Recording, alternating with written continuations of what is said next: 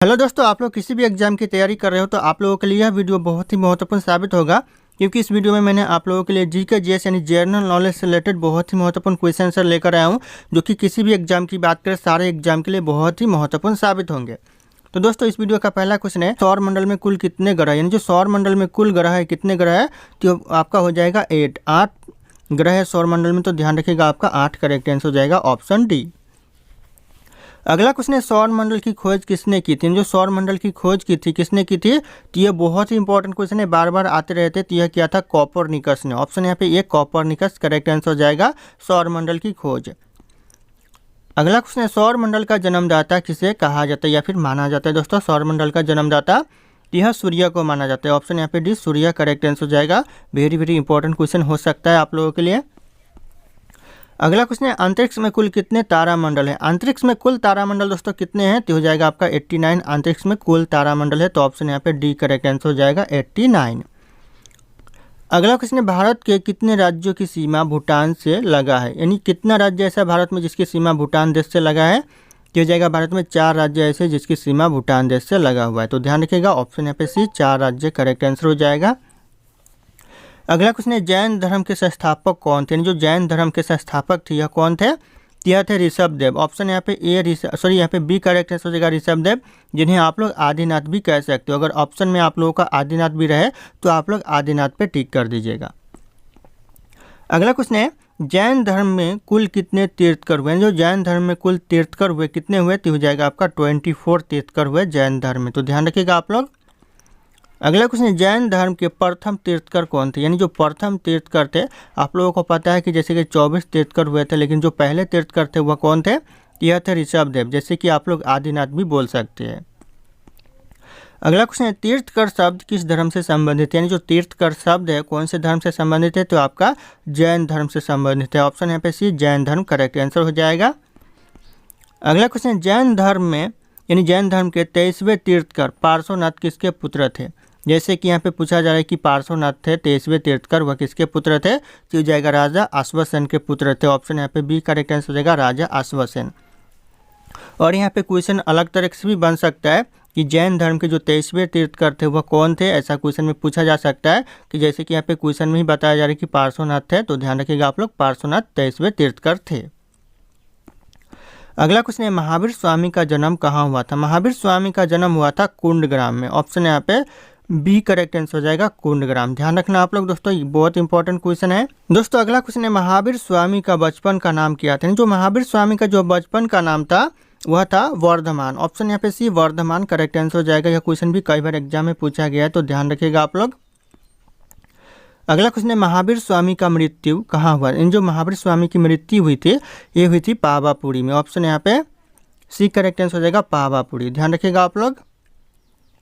अगला क्वेश्चन है, जैन धर्म के पूर्ण ज्ञान के लिए क्या शब्द है। यानी जो जैन धर्म में जो पूर्ण ज्ञान के लिए शब्द है वो शब्द है कैवल्य। ऑप्शन यहाँ पे डी कैवल्य करेक्ट आंसर हो जाएगा। कई बार एग्जाम में रिपीट हुआ है क्वेश्चन, ध्यान रखिएगा आप लोग। अगला क्वेश्चन है, महावीर स्वामी को ज्ञान की प्राप्ति किस नदी के तट पर हुआ था। कौन सी नदी के तट पर दोस्तों, तो हुआ था सरिता नदी के तट पर। ऑप्शन यहाँ पे भी सरिता नदी करेक्ट आंसर हो जाएगा। अगला क्वेश्चन है, महावीर एवं बुद्ध दोनों ने किसके शासनकाल में उपदेश दिए थे। दोनों ने उपदेश दिए थे बिंबिसार के शासनकाल में। ऑप्शन यहाँ पे ये बिंबिसार करेक्ट आंसर हो जाएगा। अगला क्वेश्चन है, जैन साहित्य को क्या कहते हैं। जैन साहित्य को दोस्तों ये क्वेश्चन इंपॉर्टेंट है, कई बार रिपीट हुआ है और आने वाले एग्जाम में रिपीट हो सकते हैं। जैन साहित्य को कहते हैं आगम। ध्यान रखिएगा आप लोग, ऑप्शन डी आगम करेक्ट आंसर हो जाएगा।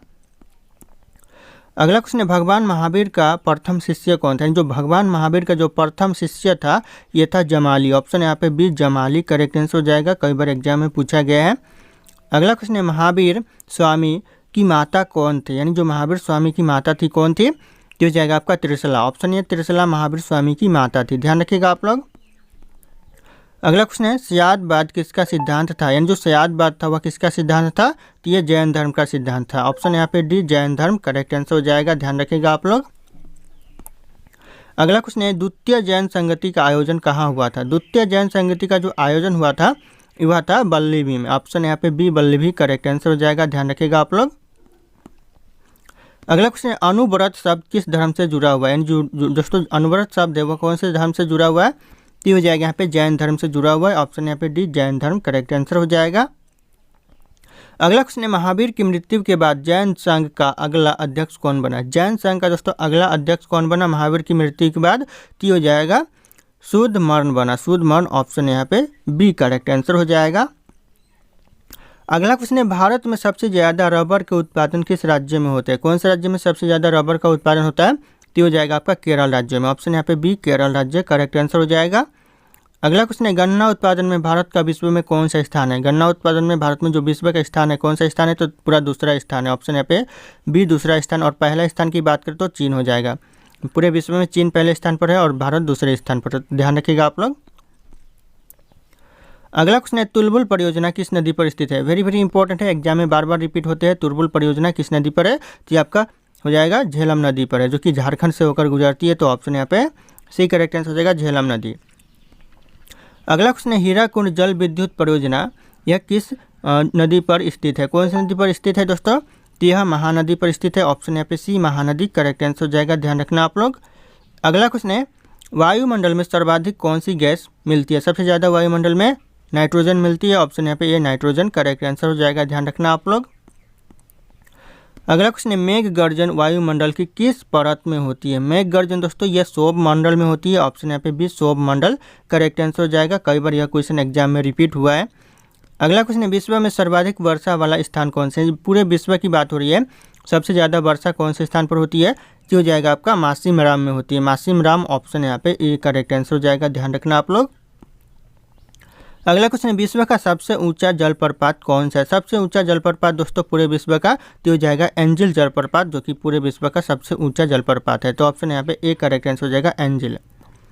अगला क्वेश्चन है, विश्व का सर्वाधिक लवणीय झील कौन सा है? सबसे ज़्यादा दोस्तों लवणीय झील कौन सा है? तो हो जाएगा यहाँ पे वान झील, जो कि विश्व का सर्वाधिक यानी सबसे ज़्यादा लवणीय वाला झील है। तो ऑप्शन यहाँ पे ए करेक्ट आंसर हो जाएगा वान झील।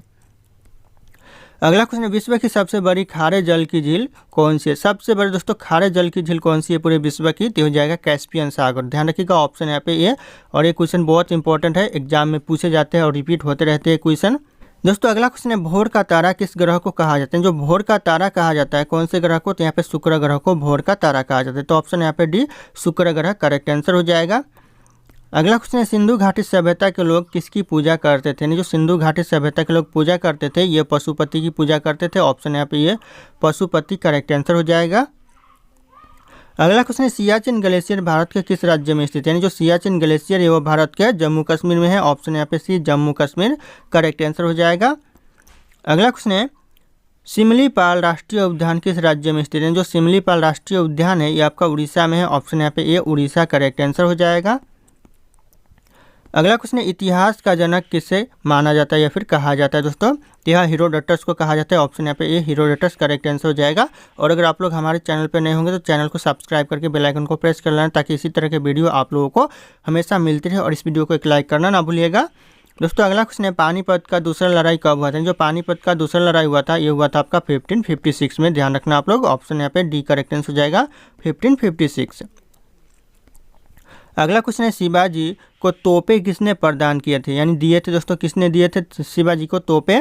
तो हो जाएगा अंग्रेजों ने दिए थे। ऑप्शन यहाँ पे बी अंग्रेजों ने करेक्ट आंसर हो जाएगा, ध्यान रखिएगा आप लोग। अगला क्वेश्चन है, भारतीय राष्ट्रीय कांग्रेस की स्थापना कब हुई थी? भारतीय राष्ट्रीय कांग्रेस की स्थापना हुई थी 1885 में, ध्यान रखना आप लोग। ऑप्शन यहाँ पे बी करेक्ट आंसर हो जाएगा 1885। अगला क्वेश्चन है, मौन घाटी का संबंध किस राज्य से? मौन घाटी का संबंध है दोस्तों केरल राज्य से। ऑप्शन यहाँ पे एक केरल राज्य करेक्ट आंसर हो जाएगा, ध्यान रखना आप लोग। अगला क्वेश्चन है, अंतरा कहाँ की समाचार एजेंसी है? जो अंतरा एक एजेंसी है दोस्तों, समाचार एजेंसी, यह कहाँ की है? तो यह इंडोनेशिया की। ऑप्शन यहाँ पे बी इंडोनेशिया करेक्ट आंसर हो जाएगा। वेरी वेरी इंपॉर्टेंट हो सकता है ये क्वेश्चन, ध्यान रखिएगा आप लोग, रिपीट होते रहते हैं। अगला क्वेश्चन है, इतिहास का रचना सर्वप्रथम कब की गई थी? इतिहास की जो सबसे पहले रचना की गई थी कब की गई थी? तो इस क्वेश्चन का जो सही उत्तर होगा आप लोगों को कमेंट करके बताना है। ऑप्शन यहाँ पे सारे के सारे शो कर रहे हैं। फिर मिलते हैं अगले क्लास में।